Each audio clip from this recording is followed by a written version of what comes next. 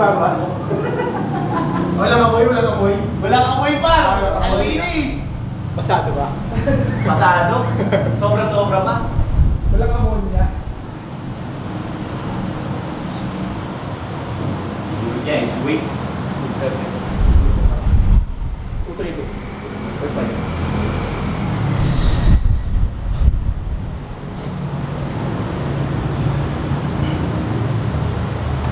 On! Good!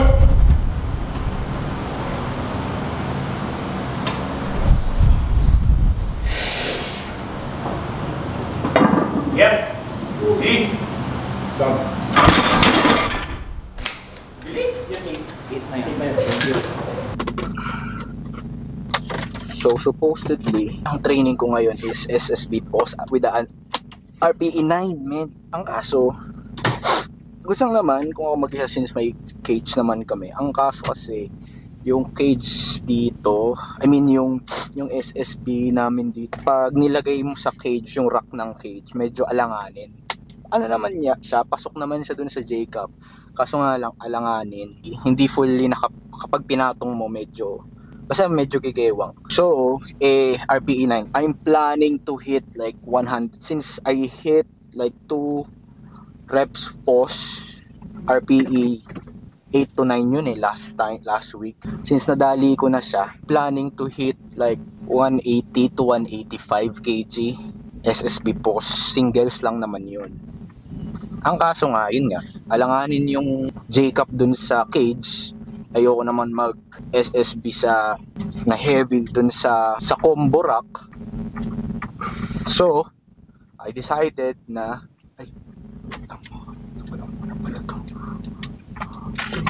wait lang, papatahi ko ulit yung yung 1 more rep ko na OMR kasi nangyari.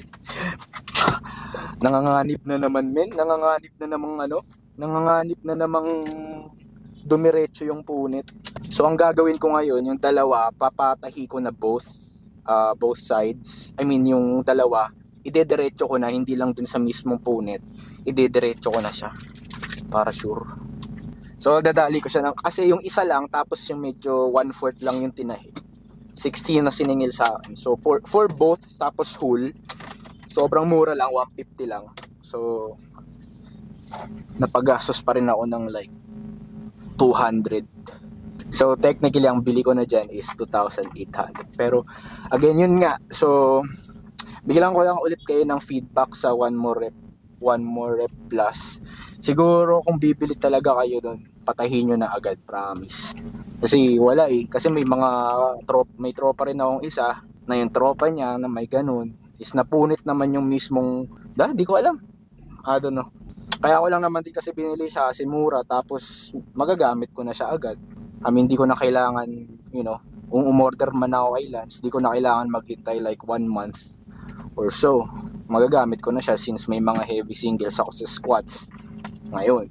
So, alam mo yun. Pero again, kung my opinion, kung may budget kayo, at saka kung makakahintay naman talaga kayo ng delivery, I recommend you to go for A7 or Inzer. Not TKS. Why? Because may tropa ko, shoutout kay Marco, nagtatastas na daw yung TKS niya. So may problem din. Pero actually napag-usapan namin ni Marco to. Shoutout kay Marco. Shoutout sa'yo, men. Shoutout. OG yan. OG. Since stiff siya, hindi siya katulad ng like yung elastic na yung old school na SB. So since stiff siya, so kapag nababanat siya ng todo, mataas ang chance ang may mga points na magre-rip talaga. Nagets mo? Kumbaga, since paano ba? Hindi ko makunat Pag kung makunat, medyo pag hindi siya napupunta dun sa elasticity side niya. Alam mo ba 'yon? Hindi katulad ng like for example, kahapon na lang, big example. Yung SBD ko na, yung old school na SBD, alam ko version 2 ata 'yon. Kailangan ko rin in order yun. Nasuot ko siya dun sa ka-team ko. Small yun By the way, yung SBD na yun, like almost 3 years na ata yun. Pinasuot ko siya sa ka-team ko, shoutout kay Mark. Ano yun, men? Ang class no, nasa 93, under 93 kg. So, ang laki ng hita nun par. Sobrang laki. Yung una, hindi niya masuot. Nasuot ko sa kanya yung technique natin na yung leggings. Tapos hatakin mo na ngayon ng ano. Since masikip nga, hatakin mo talaga ngayon ng strap. Nasuot niya. Pero ang good side, kahit tinanggal namin, kahit nahirapan namin tinanggal, wala kang makikitang ano men. Wala kang makikitang like sira sa stitching or whatnot. At saka, imagine, almost 3 years na yon. Tapos kung sino-sinong gumagamit nun sa RPE. Kung sino-sino talaga kasi pinapagamit ko talaga yun. Like for example, ba dumadayo, wala silang knee sleeve. Pinapagamit ko yun. Siguro yung stitching lang niya na, yung normal na stitching sa may taas mismo, sa may circumference. Konti lang naman yung stitch yun eh. Yung main stitching kasi, yung nagbabind dun sa mismong sleeves. Wala talaga man. As in, parang na-conclude ko na in terms of longevity, I don't know sa bagong knee sleeves ng SBD ngayon. In terms of longevity, number 1 pa rin yung SBD. Siguro, ito yung parang theory ko dyan eh. Siguro kaya hindi nag-go sa SBD ng talagang 100% stiff. Kasi yung ngayon, yung bago nilang sleeves, parang between dun sa stiff at saka dun sa elastic eh. Yung old school eh. Parang hindi siya sobrang stiff, hindi siya sobrang basta nandun siya between eh. So feeling ko kaya hindi sila nag-go sa sobrang stiff talaga kasi may tendency at some point, may tendency talagang masira talaga yung stiff. I don't know. Theory ko lang naman yun. Pero may mga nakikita naman ako na mga like Inzer, tumatagal naman, wala naman masyadong issue. Ang issue lang na nakikita ko ngayon sa mga stiff sleeves na alam ko is yung sa OMR Plus at saka yung sa TKS which is nagtatastas nga yung stitching. Pero anyways, again, do your own research, buy at your own risk. Siyempre, malaking halaga yun pag bumili kayo. May mga reviews naman online, so piliin nyo yung talagang nag-stand out sa ano nyo. In terms of quality, longevity, kasi yun talaga yung question eh, longevity talaga. Kasi mag-i-invest ka sa isang bagay, pusang galain, isang linggo lang, masira na. Diba? Parang pangit naman. Pero anyways, hopefully yung OMR Plus na binili ko, tumagal siya sa pamamagitan nung patahi ko. Kasi men, kung hindi ko talaga ipapatahi yun men, naku, tutuloy-tuloy yung ano nun. Yung pinagkabitan kasi yung nagbabind kasi, yun yung natatanggal talaga. Parang napupunit yung mismong material. Ewan ko kung sa material din. Kasi parang, di ba, sinulid, manipis. So pag nababanat mo siya, may tendency parang nahihiwa nung sinulid yung mismong material. So ang nangyayari, bumubuka talaga siya. So ending nun in a long term, talagang bibiyak talaga yun. Yun lang, papunta tayo sa, anyways, papunta tayo sa Fitworks ngayon kasi walang mag-gym ngayon. So again, wala nga mag-i-spot sa akin. Tapos ayoko mag-squat dun sa gamit yung SSB sa may cage kasi nga alanganin. So nag-request ako sa coach ko na, coach, pagbalik-tarin ko na lang, gawin ko na lang yung gagawin ko bukas is gagawin ko ngayon, other way around na lang. So meron tayong deadlift ngayon, black pulls lang naman yun at 3 inches black pulls. Maraming salamat sa mga pre-order ng, di ko suot ngayon eh, nilalaban, ng RPE competition shirt. At saka congratulations kay Coach Alan Robunan. So na-post naman na sa IG yun ng RPE. Congratulations dahil nanalo ka na 3-day gym pass ng RPE. Walang expiration yun. Tapos meron kang once na nag-release, you planning to release second batch of design this end of November or December, first week of December, magkakaroon ka ng free ulit. Since limited stocks lang, may natira pa naman, kakaunti na lang talaga. Siguro parang mga 5 piraso na lang ata yun.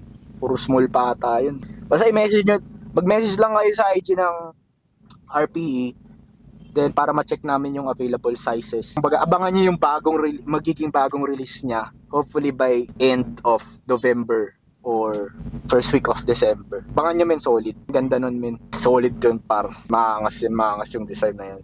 Although konting tweak lang naman, pero I'm sure color wise solid.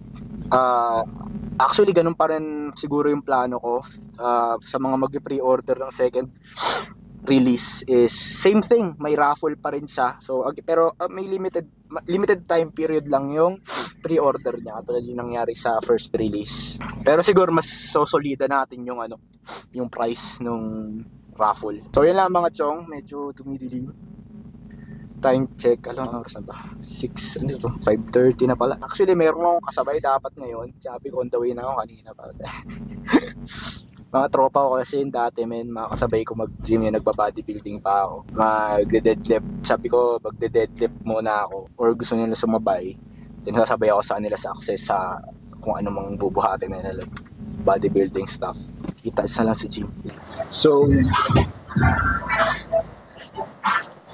nakausap ko yung tropa ko na PT kahapon na para sa kanila mas boss better yung pre-activation movement kaysa sa mga although good naman yung dynamic stretching pero better pa rin talaga yung pre-activation movement kasi doon mas nawa-warm up yung muscle na gagamitin mo sa main movement. Lalo na may sakit ako sa tuhod kasi kinonsult ko sa kanya to. Yung sakit ko sa tuhod. So, sabi daw niya, ang reason daw kung bakit nagaganon kasi mataas ang chances na hindi pa fully warmed up yung muscles na ginagamit dito or yung quads mo. Kaya nagko-compensate dun sa mismong tuhod. When ginagawa ko naman na to simula yung nakita ko, yung nag-recommend sa akin na like post extension na sobrang very light lang para lang ma-activate yung muscle mo talaga. Yung pre-activation movement sobrang so mas na-warm up yung main muscle na gagamitin mo.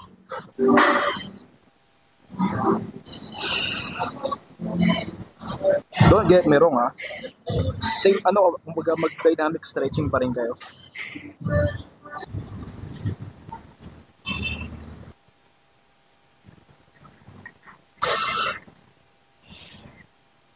Sa mga nagtitraining sa commercial gym, yung mga equipment sa mga commercial gym kung talagang seryoso kayo mag-powerlifting may difference talaga. Kasi itong bar pa nga lang feeling ko ito like nasa 15 or less than 20 kg to. Ang standard weight ng power bar is 20 kg and bendy pa siya. So pag bendy yung bar mo, magkakat siya ng range of motion.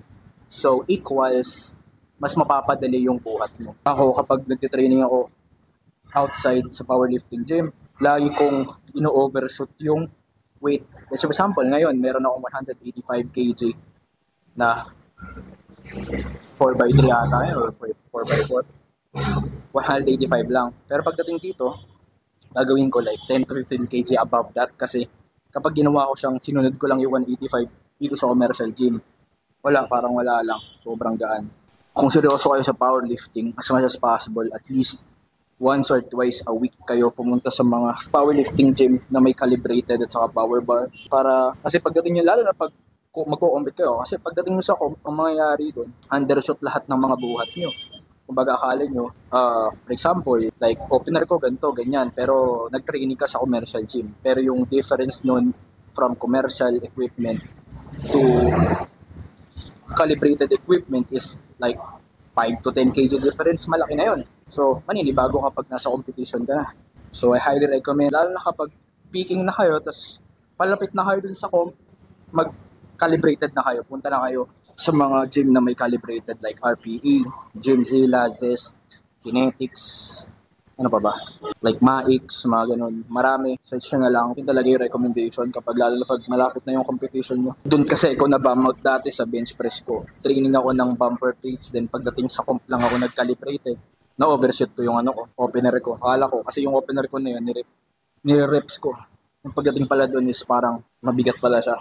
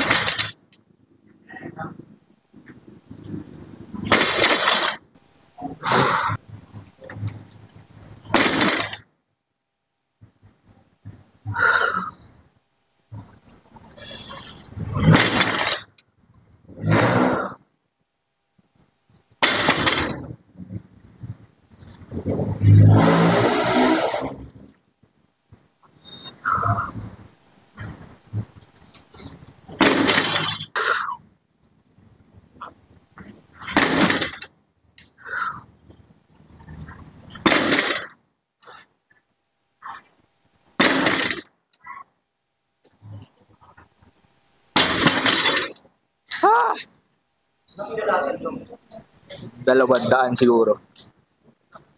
Isin mo buhat mo. Naka-video ko.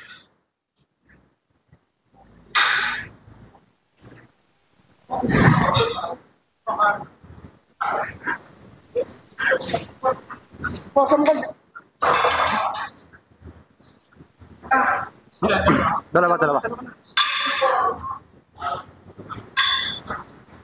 Pang ilang set yan? Pangalawa. Ilang set kayo dyan? 3 tong. 3. Sunod ka dyan? Oo. Next out. Hindi, ikaw muna. Hindi, ikaw muna. Tingin lang ako. Malakas pag naka-video eh.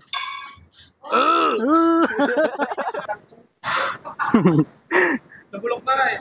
Ha? Bulok na ako. High call. Paul, bawa sa kabila. Salita ka naman, Paul. Vlogger pa iyakin. Bawas. Narinig yung yung ungol niya. Pulis na lang. Ay, ang trophy yan. Hindi po kasi.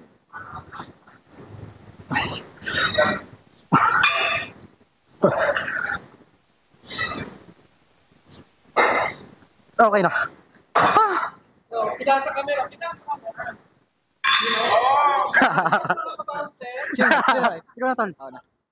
Ano to? Drop set ba to? Ano ba to? Hindi, ano muna, working ka muna. Ay, sige. Kaya na bahala sa akin. Isasalay-alay ko na yung buhay ko sa inyo. Di bagay ito kay Makit Chong eh. Ano? Kasalita Ilang ka. reps to? Ilang reps? Ano sasabihin? 15! Utang.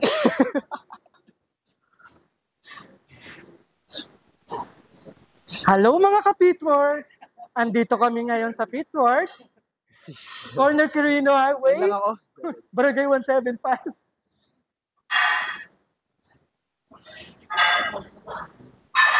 Sige, ako na to.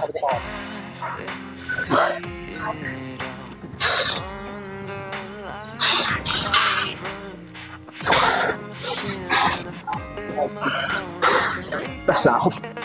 Okay na. Ever since. Sarap. Just chill lang sa bahay. Sige. Nakukuha mo. Sige. Goods lang. Okay. 3 4 Let's go. 5